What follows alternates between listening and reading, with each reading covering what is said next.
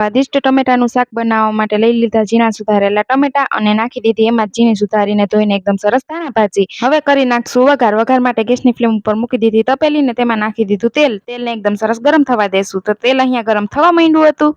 હવે નાખી દીધી રાઈ. રાઈને એકદમ સરસ ફૂટવા દેશું. તો અહીંયા આપણી રાઈ ફૂટવા માંડી હતી. ત્યારબાદ નાખી દીધી હિંગ. હિંગને પાકવા દેશું. ત્યારબાદ લઈ લીધા સુધારેલા ટમેટા અને ધાણા ભાજી.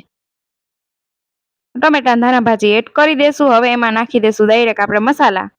મસાલામાં જોઈએ તો લસણની પેસ્ટ નમક નાખીને એકદમ સરસ બનાવી લીધી હતી એડ કરી દેશું. નાખી દેશું ધાણા જીરું પાવડર. હવે નાખશું હળદર પાવડર.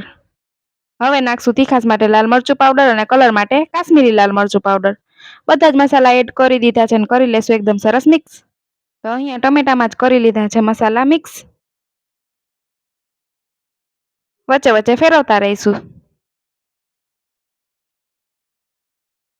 તો અહીંયા આપણો મસાલો રેડી થઈ ગયો હતો અને તેમાંનું તેલ પણ છૂટું પડવા માંડ્યું હતું. તો હવે એડ કરી દેશું પાણી.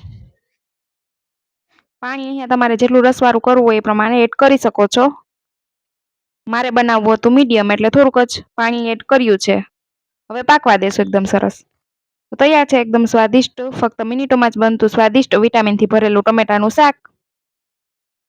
જો તમને ટમેટાના શાકની રેસીપી ગમી હોય તો વિડીયોને કરી દેજો લાઈક, કરી દેજો શેર કરી દેજો અને ચેનલને કરી દેજો સબસ્ક્રાઈબ, જેથી અમારા અવનવા રેસીપી વિડીયો તમારા સુધી મળતા રહે.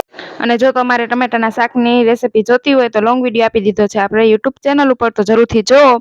આ વિડીયો ગમ્યો હોય તો વિડીયોને કરી દેજો લાઈક, કરી દેજો શેર કરી દેજો અને ચેનલને કરી દેજો subscribe. Like, share and subscribe.